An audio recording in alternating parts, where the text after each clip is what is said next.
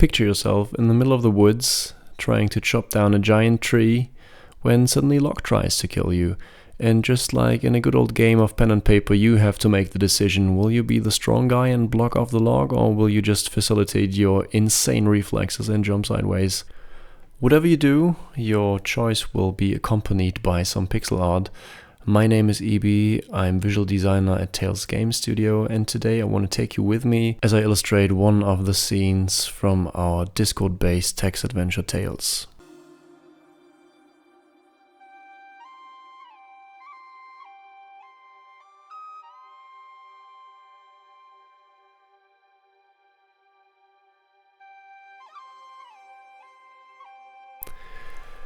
So it's time for some happy little pixel accidents, I guess.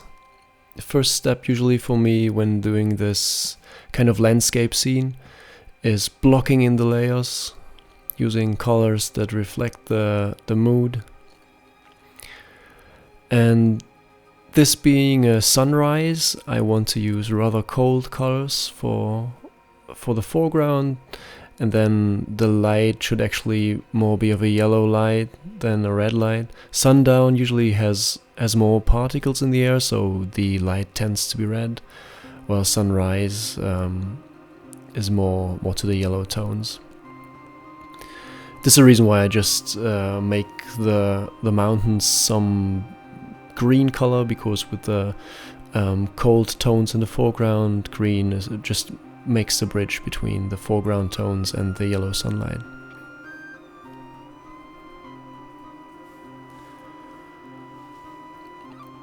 Alright, so I shift the layers up a little bit, so it gives the impression of actually just looking down into the valley instead of looking up the mountain. We might adjust that later on, but first let's concentrate on the sky. So I will give the sky some kind of gradient from a lighter blue towards like a yellow tone for the sunrise, and I will use a transition of 12 pixels. So I will make the gradient like 48 pixels high. 12 times 4 is 48. So each of the sections is going to be 4 pixels high, and you will see that this will just make a really smooth transition. And I might just shift it up a little bit or down depending on how much light I actually just want to strike in this moment. You can see how the sky blends a little bit into the layer in the background. This might change later on when we just give it more light, like when some light from the sun is just striking the side of the mountain. So the mountains itself, they just need to be more jaggy. So I'm using the eraser tool to give this more detail, more cool shapes. I start with a fairly large brush, and therefore things look a little bit like a child's drawing in the very beginning. Doing the same thing for the other mountain layer, and then I guess I will work my way back up to the very first layer. Not only erasing stuff, also adding stuff, but just to have this this first bit of color blocked in makes it easier for me to know where something is missing or where something is too much. It's much easier than to do things a la prima. The background almost looks tone in tone, which on one side is really cool because it makes more of this foggy morning look, and it also represents the calmness of the scene. So it's really about giving the player character the calm feeling. I try to make the plane almost ending horizontally, so you have somewhat of like a mixture of foothills or maybe even a cliff at the end of the plateau that the player is standing on. It's really up for debate. Whoever looks at this will see something else in it. I think that's the beauty of pixel art, that having not much to work with, like as an artist, but also as a viewer, gives so much room for interpretation. So here we go with some jagged rocks for the foreground. Foreground objects are really important to give a sense of size for things in the background as well. So I will place a couple of things in the foreground, maybe even tree here. It's a little bit hard to tell how big a rock is, because a rock can have like the same shape. Doesn't matter if it's like really tiny or really big. But a tree, a player will have seen a tree in their life, so they will know how big a tree is. And with other foreground objects like those rocks, you certainly just get a sense of comparison. So whenever I repeat this pattern of rock in the background, you will have a reference, and you will actually just see, oh wow, this is tall mountains. It's not just like a couple of hills. So just working forth and back to just make this tree look right. Maybe it needs to go a little bit further to the left side. I want to frame the background scene, because everything is about this sunrise. The sunrise is what's the center of the narrative. So I want it also to be the center of the artwork. So putting a few more rocks over here, and you can see that I increased the size of rock. That's for a reason. So the further away things are, the smaller they are, and depending on how small they are, you will just create some perspective or some focal length, if you want. So making stuff bigger to the towards the foreground really gives the viewer some impression of depth into the image. So just some plants and grass and everything in front to make it more interesting. As I said previously, the further away things are, the less detail is there. So that means that in the foreground there has to be the most density of detail. So this is why I put a few small stones in there. In general, the foreground being a lot more jagged. Maybe put this over there, another stone over here. I will shift forward and back. ADHD really kicking in this stage. Working on everything at the same time. It's really a good moment to do that, because later on you will just be focused on shading one thing, and you don't want to pick the same color 10 times. But now it's a good time to just work on several things at the same time. I might even come back to this. I don't really like the shape now, but maybe I'll do the greens in the background first before I touch the stone over here. The greens, I mean the grass. So I want to have grass in the second layer, but not as much as in the first, and it also has to be a bit smaller and not as dense for sure. So you don't really need to put details everywhere. Once you just start to display some kind of pattern to a viewer, their brains just fill the gaps in between, and they will start to see the same pattern everywhere. It's actually pretty cool things going on in the brain. So that's it for the grasses. I will put some more rocks back here. So just to give this linear perspective of the rocks going smaller and smaller. Also a few to the other side.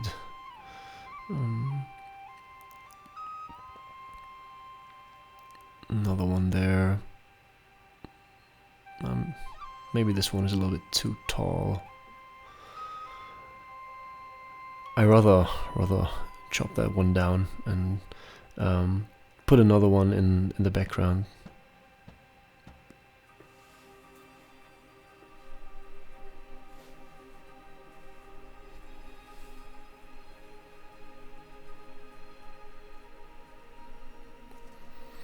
Okay, so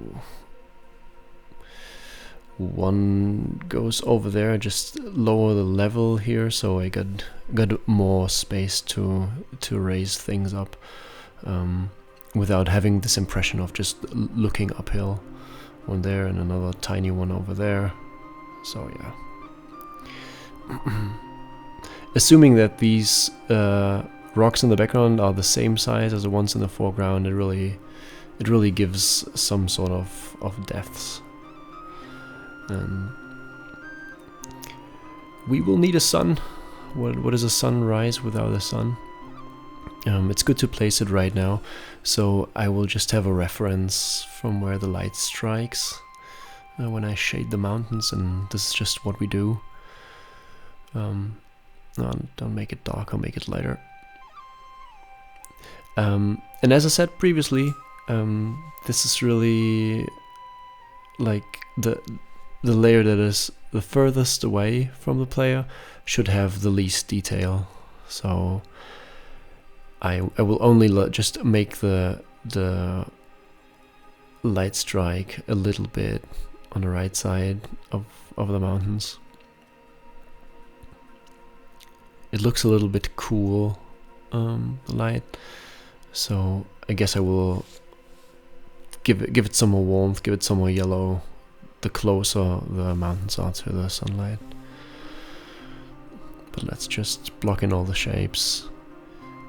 This is actually just random things, random shapes. It's really fun to do rocks and mountains because they don't have a lot of limitations. You can do whatever you want.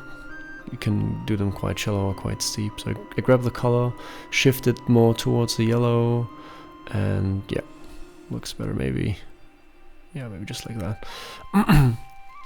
Perfect. So it gets cooler the further away the light actually goes from the sun. Then there's the next layer, and I will do exactly the same, but with a little bit more contrast. So it's a little bit lighter in comparison to the base color. Always grabbing the base color and then just making this lighter. So the first one I lit up by 4%, and now this one I'm lighting up by 5%.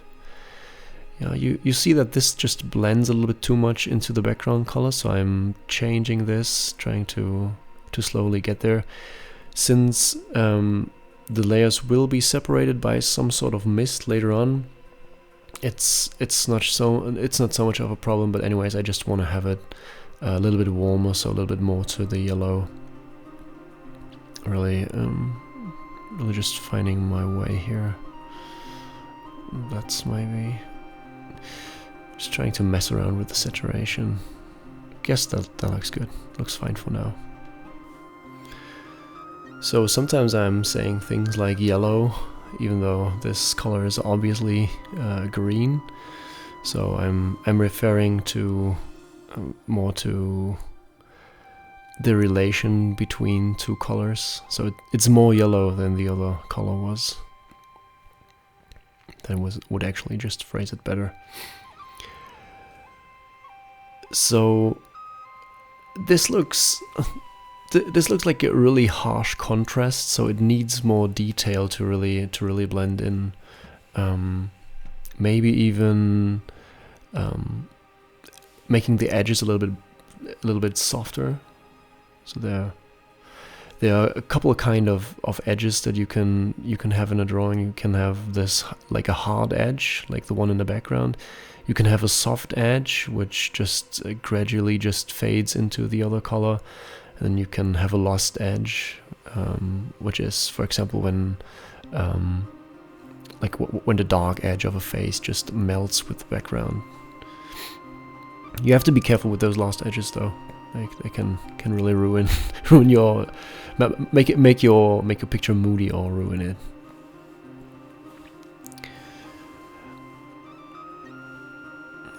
Just changing this color a little bit towards the blue, so the light is not striking as much as it is in the background.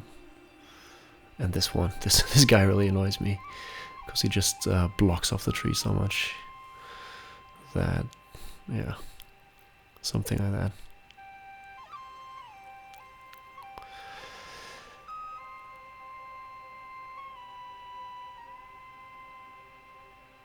I think I spent more time with individual grasses than with the mountain shape itself. But yeah, it's way better. So you can actually just see the tree. Alright, time to just add some fog to separate things. So I grab a really light gray blue tone and fade it into the nothing with a yellow subtone, and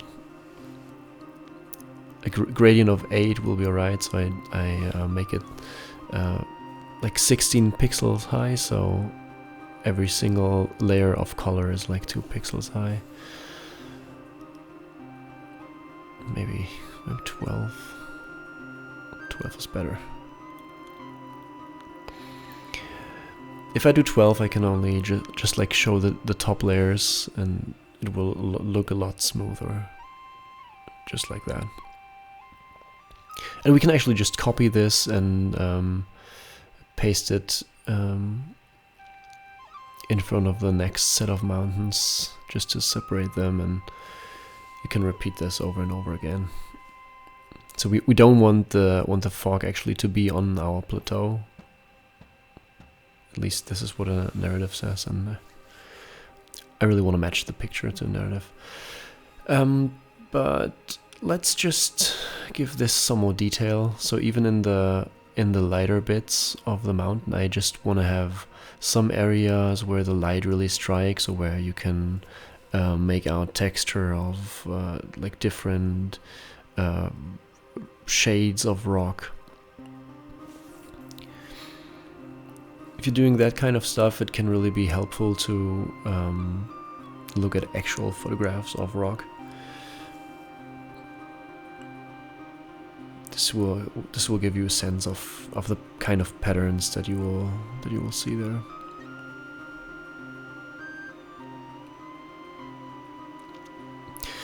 So we're putting some highlights in here, but I will also put some darker tones even on the shadow side. This will just make the mountain just more believable to the viewer, if that makes sense.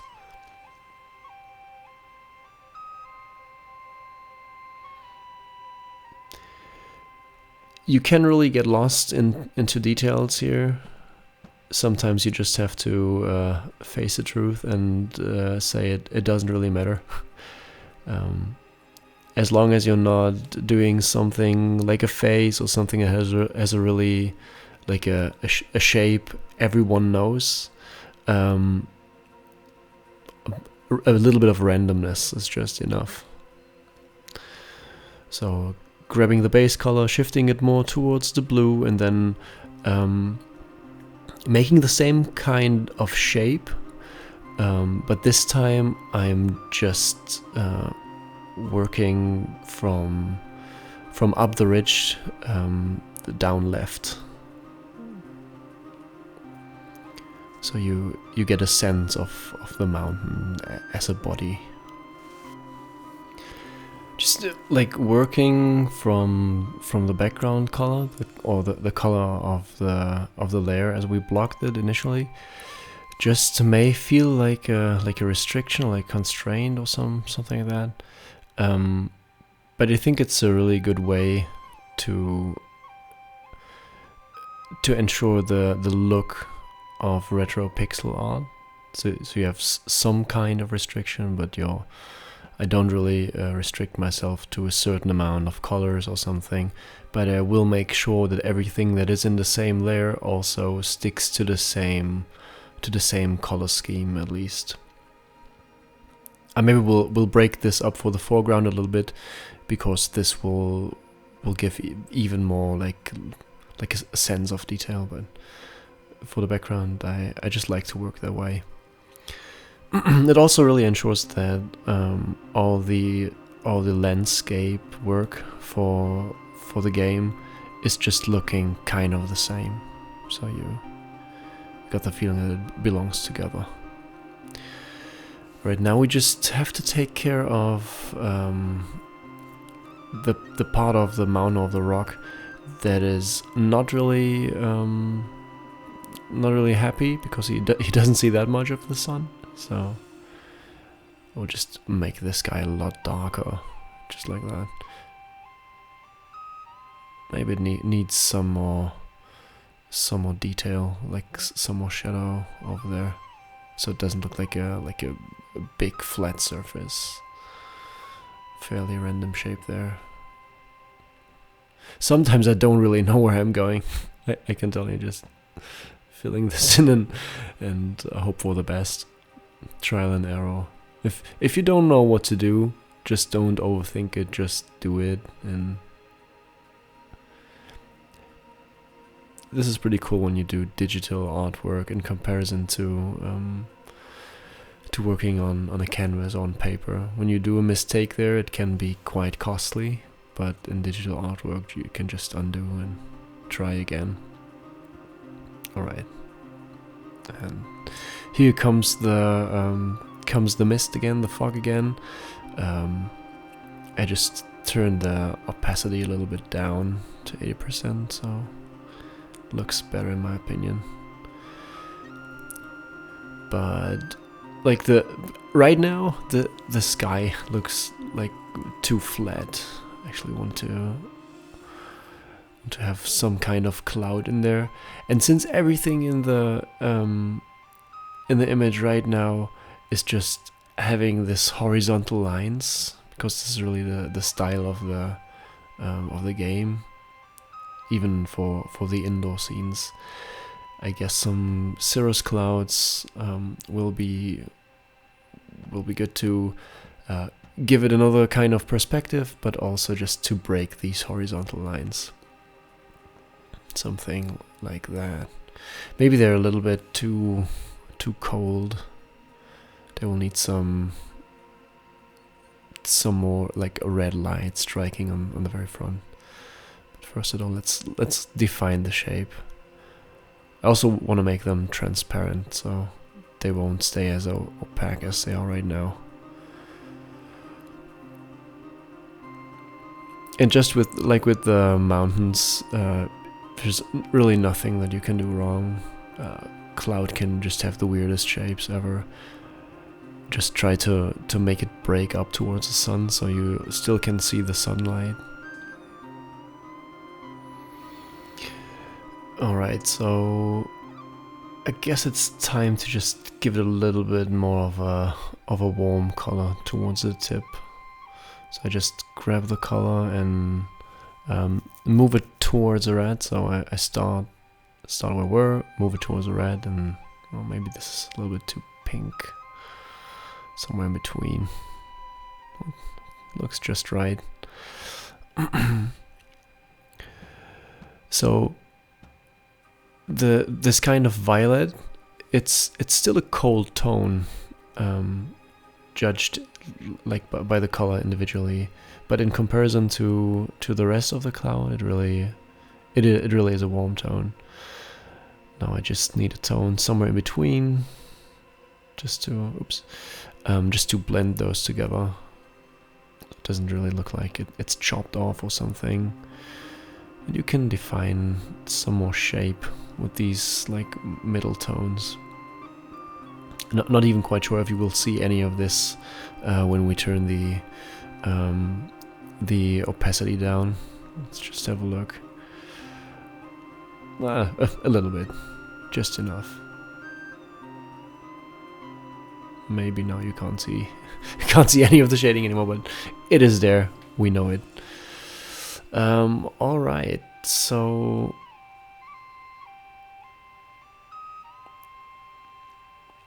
this is another layer of fog there, and now let's just shade the area that is just the very beginning of the plateau. Oops. So this time I'm going for 8%. You remember we started with 4% lighter, then we went about 6% lighter, now we're at 8%. So the closer things come towards the viewer, the more contrast they have. That's actually just what that says.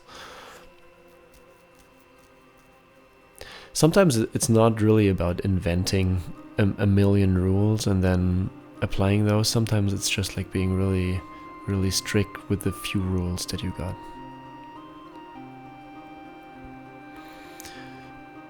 Just looking for the perfect tone that actually, that actually just reflects the sunlight a little better. So only making stuff lighter will just make the light look very cool. So after I made it lighter, I just grabbed the color and turn a little bit more to the yellow.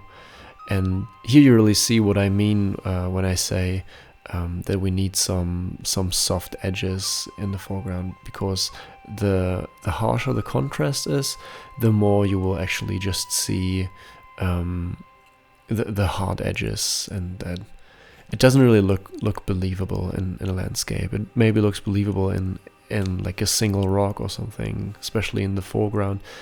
But the closer stuff just gets towards the viewer, the more like soft it also gets, because you will see all the different shades and details.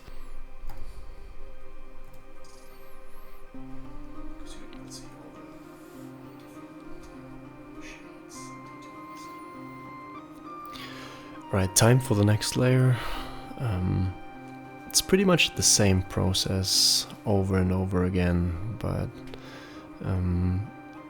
this time I'm actually just starting to just give the rock more of an individual color. So I'm not only just lighting up the color that there is already, but I more turn it into a golden yellow tone, and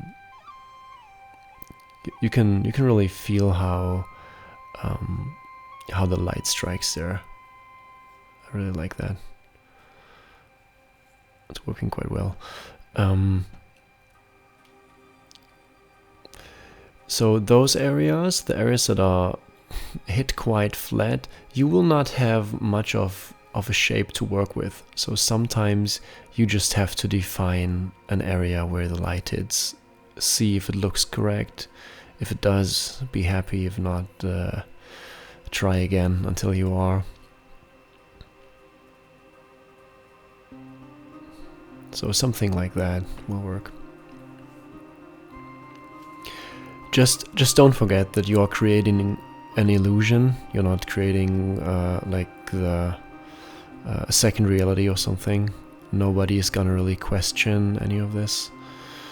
Just gonna soften all the shadows over here and over there. Also, you can start working some shapes like in the middle of a surface, like I do here. So it looks like the ground is a little bit uneven, and the light is even striking not only at the very top of the layer, but also in the middle.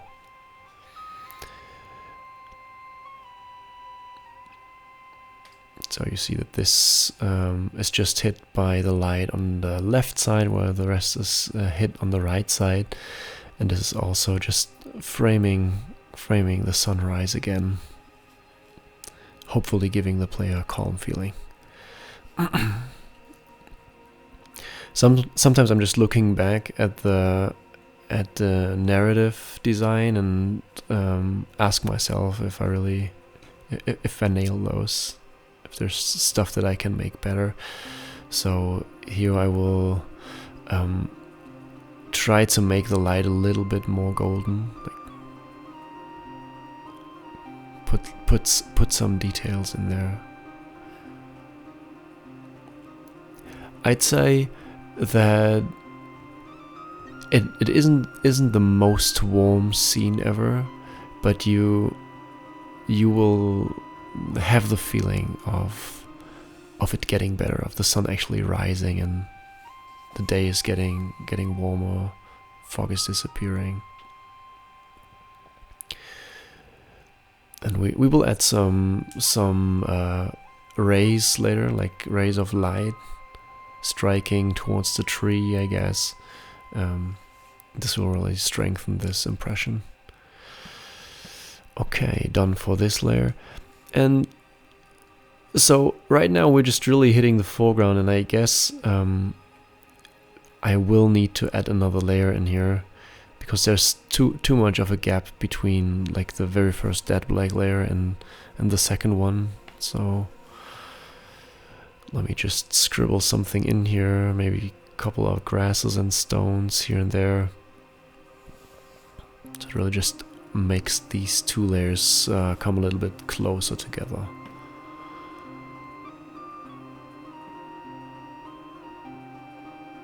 I really should make some standard brushes for the grass, I guess.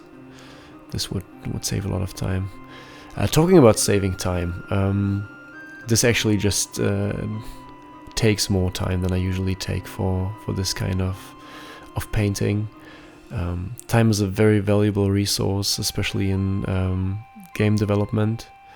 It's something else if you only just do one of those, but if you do like hundreds of those, you really want to save every second. So it helps to just find your technique, find your way, how you do things, and it doesn't help to do somewhat like a tutorial or talking while drawing. It's a little bit distracting, but it's okay. It's actually nice to talk to somebody while doing this. So starting to define the tree a little bit more. And by defining, I just grabbed the color, I gave it more saturation, made it a little bit darker, so it really stands out in comparison to the very dull background. Also, the shape is a little bit off here and there, so I correct this.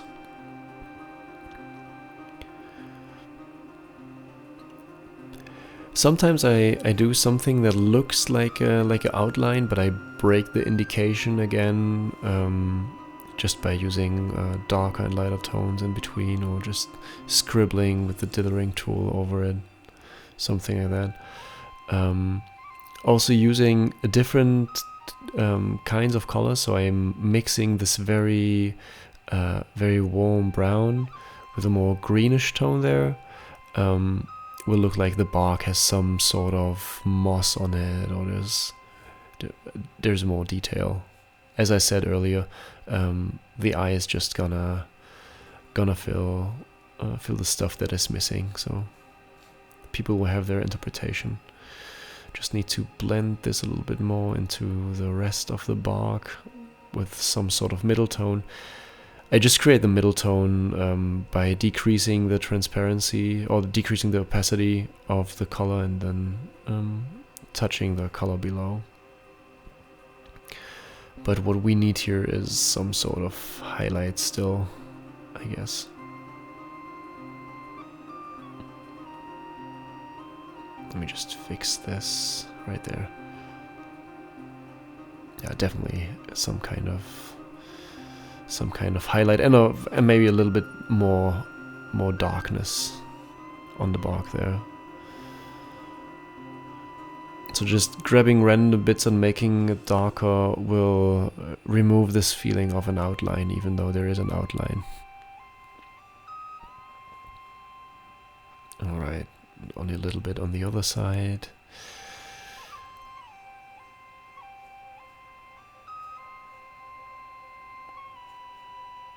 You just really have to love nature for all the for all these random shapes that you can really do what you want. It's pretty cool.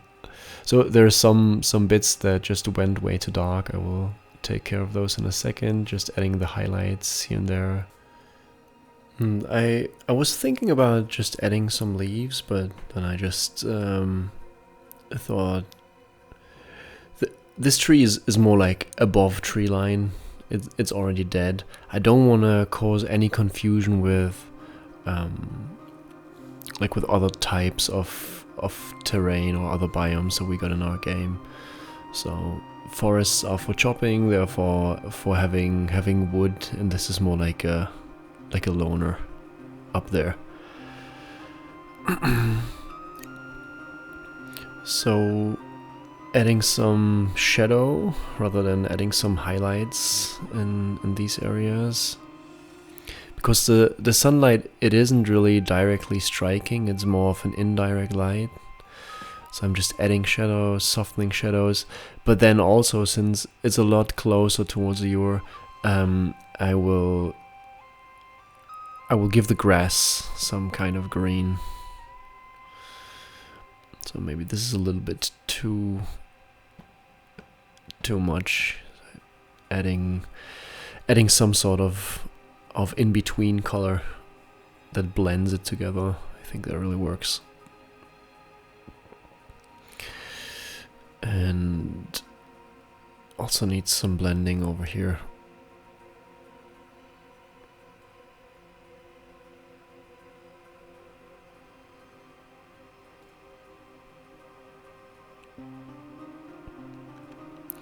So I got the impression that it blends a little bit too much with the middle layer that I did. So the one that we've been just inserting later on. So I will separate this not with a contrast in value, but more a contrast in color. So changing the hue from what is violet right now to something that is more towards the green. So grabbing a transparent green and going over the grassy areas, you can touch those again to just make a little bit more green, and also just shading some things on the inside of the layer. So maybe there's some mossy patches or whatever you want. Whatever you can think of is there, will be there.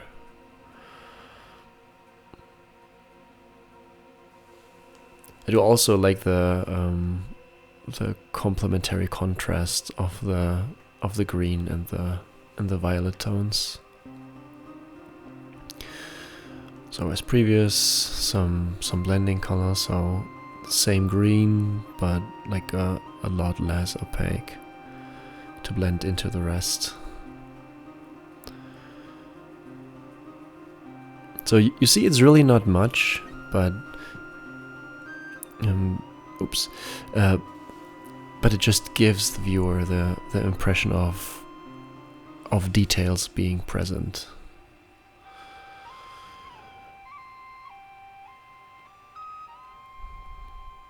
So what I really want to do is want to give the rocks in the foreground a little bit of a different color tone. So maybe something less saturated, a little bit lighter.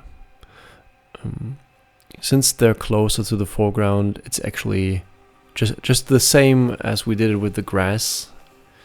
It's just green because it's so close to the foreground, and the colors just have more of a rock color because they're so close to the foreground. So this just looks like a better color for those. And then of course going for the yellowish light again.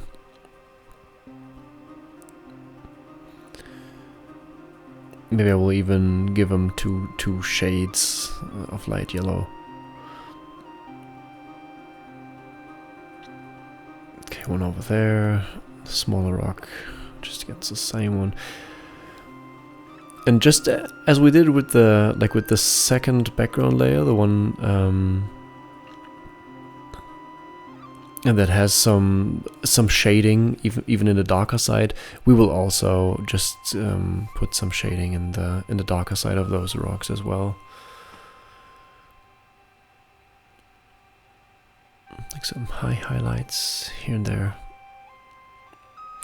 We're not going to touch the dead black layer at all, like the one in the very foreground, because this is just going to blend with our UI, and I really want to give the viewer the impression that the UI basically is the very first layer.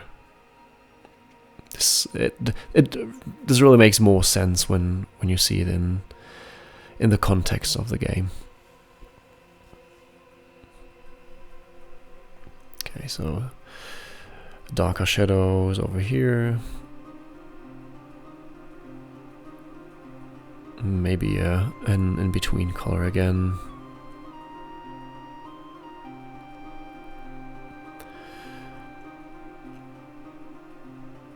So yeah, really looking forward to do the rays of sunlight. It is a very easy effect. It's really quick, but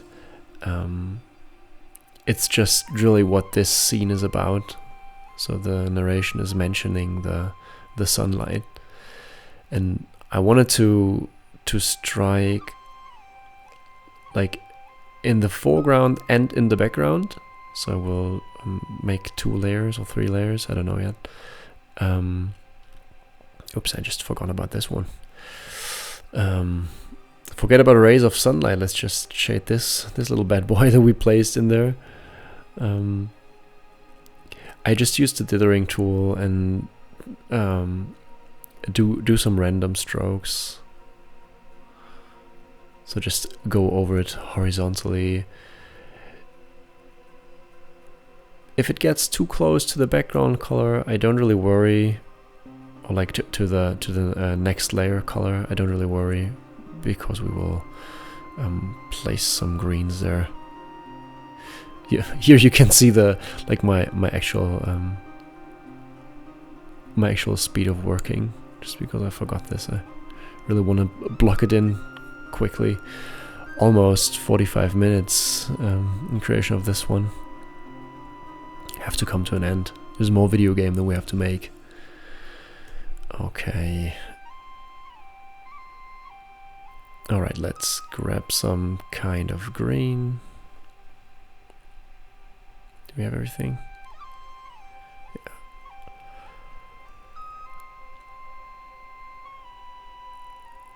Okay, so some kind of green color. Well, that's maybe too green.